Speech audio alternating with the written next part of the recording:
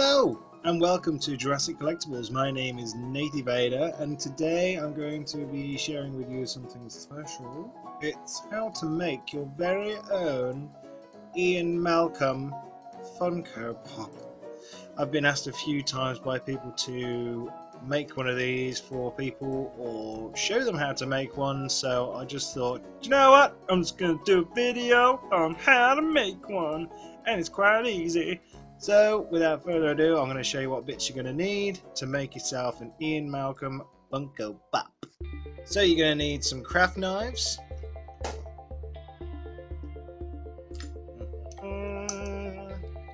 some paints,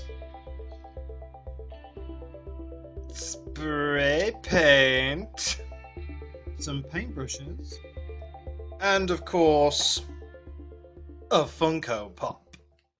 Okay, so first thing is get this puppy out of the packaging. Don't need that anymore. Right, and the first thing we're going to do is get these glasses off, and then we can get involved with the shaving down of the jacket. So let's get cracking. You'll have to get your craft knife and work it around the edge of the frame here and under there. The same on the both sides. And slowly you'll start to pull this away because they've used glue to hold this on. So you just got to be really careful working your way up and down underneath and slowly prising it away from the side of the head until it lifts off. In the middle there'll be a little tiny peg hole that just goes into the head, but that should just pop off when you pull both sides off. Once that's done, you'll be able to remove those off there. You might have a bit of glue on both the frames. You just need to clean those up with a craft knife. Just be careful when you're using a craft knife because these things can hurt. So if you're not old enough to use one of these, use self-provision from an adult. Okay. The next thing now, we're going to remove all these bits here. This, this, this, this, this, this, this, this, this here, and this there.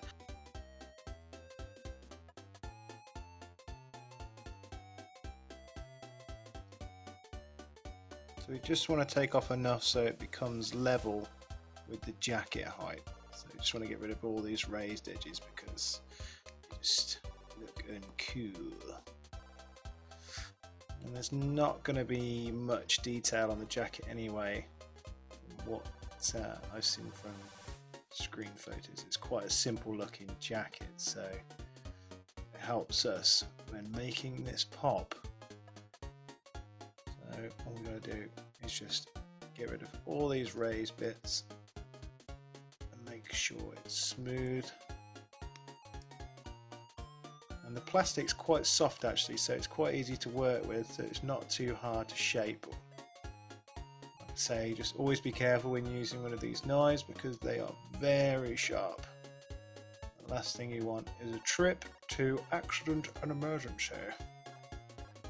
So I'm just going to go ahead and finish trimming these pieces off, and then we'll carry on with the next stage. Okay! Okay, once you've trimmed down your Funko, you should be left with something like this.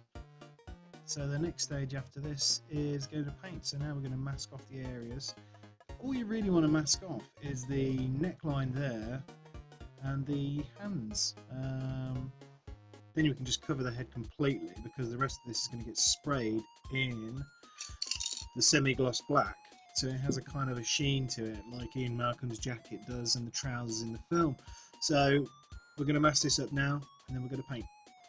So just taking a strip of tape, you just want to cover it just by the wrist. So once you've finished wrapping your Funko Pop, it should look something like this, a mummified Jeff Goldblum. So now the next phase is to paint. Away! Okay, so we're going to spray this now. Just be careful when spraying that you don't get too much on your hands. You can hold it by the head because obviously it's all covered by masking tape. So just nice even coats. Go steady with it, you don't have to go crazy. Yeah, let's just do it.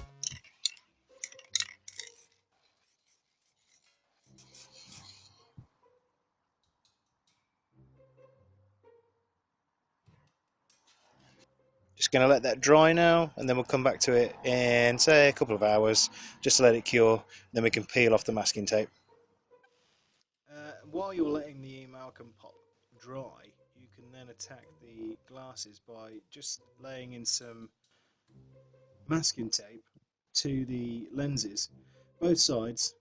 It's pretty easy. All you do is get a strip of masking tape, lay it in to the rim, and then just run your fingernail across, setting it into the indent of the glass, and then just running your knife around the edge all the way around, and then basically you should just be able to easily peel that off, and then you'll be left with one piece there on the lens. If you just get a little bit so you can see the glass, what I've done there is I've just added a little bit, you can just see it, I've had a little bit just there because I could see a little bit of glass showing through, so it's not a problem just to add a bit more just to cover it up, and basically just do exactly the same on the reverse, because we're going to be spraying both sides of this, so we don't want anything getting onto there just yet.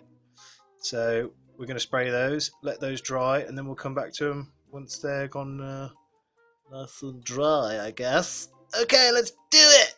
We're going to paint the head now, so what we're going to do first is get ourselves a small fine brush and some matte black paint, and just go around the edge of the hairline, just getting all the bits out of the way that are difficult, all the way around the bottom. Just to note as well, if you actually look at some of Funko's paint jobs, they do overstretch the marks of where they're meant to stop, so we'll have to make that look good. We'll just follow it all the way around again. And we're also going to add some matte black to the two eyebrows, and some matte on the shirt, and we'll just complement the belt with a little bit of metallic silver. It's only that little line going around there. I did notice that there's a bit of black missing here, but we can touch it up with some satin, and we'll just add some wispy lines of satin black once the matte's gone off, just over here, just to give this some more definition. And you can see Funko's done that already with these, so we'll just do that. So yeah, let's get started with the painting. It's just worth noting that just here I've added sideburns, because I think I remember Jeff Goldblum having some killer sideburns back then, so I've just added those, just extended them a little bit there. It's just a little subtle touch there that just adds to it. You can see now I've painted the eyebrows a matte black, and just going around the edge now, just getting the hairline, so that I can just use a larger brush just to go all the way over. Okay, so now I've painted all the hair. It's a bit wet at the minute, obviously, so it looks like a gloss finish, but it will dry matte. And I've also painted the shirt the same matte colour, so I've just got to let that go off. Okay, so now the hair has had time to dry, we're just going to add some wisps of satin black just along these lines here, just all over really in little areas, just to give it a little bit of difference in shading basically, and then we'll paint the belt buckle there, and we're pretty much there apart from the glasses. So now we're just going to grab a super fine brush, and we're just going to add the silver just around there. I'm using some silver metallic paint, but any kind of silver paint is alright because it will stand out really well against the black. So we're just going to add it around this area here, and we're almost there, we're almost home. Okay, so now we've got our silver mounted on the belt buckle. So now we're just going to, while we've got the silver out, add the little dabs to the sunglasses, which I'll show you now. Okay, so once you've taken your masking tape off, you'll be left with this. If you then get your silver paint, and we're just going to add a dab there and a dab on there, and then a smaller circle one just underneath it on both sides. We'll get the silver on, and then I'll show you how to do the shading for the shades. Okay, so once you're outside in a well ventilated area, you want to get yourself some matte black, and all we're going to do is just give it a light dusting from the inside, and that way you get yourself a pair of shades. Well, they look like shades. You don't have to go mad, just enough just to give it sort of like a clouded look, but also that they look tinted. And that's it really, that's the trick.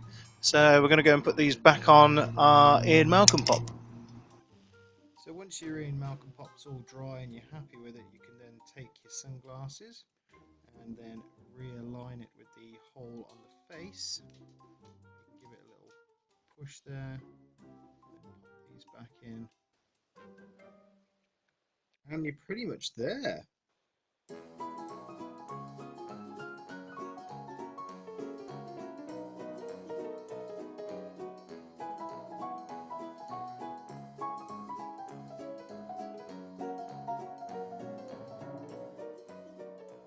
Found this really easy to do as well. It only took me a few hours to actually create this whole piece, and the figure itself only costs £8.50. I'm not sure what that is in dollars. I think that's about 12 maybe, but if you've got the materials already, like the paint and the X-Acto knives, then it's cost you nothing to make a custom figure. I know some of these things go for like 40-50 pounds. Again, in dollars, that's like $70, something like that. And this will cost you literally the price of the Funko Pop. So I can't stress this enough. You've got to give it a go yourself. If you want one of these custom Jurassic Park figures on your shelf, then I would give this a go. Definitely give this a go. It's so fun, and the results look great as well. He's a cute little thing. So yeah, it's literally endless what you can do with these things, as long as your imagination lets you.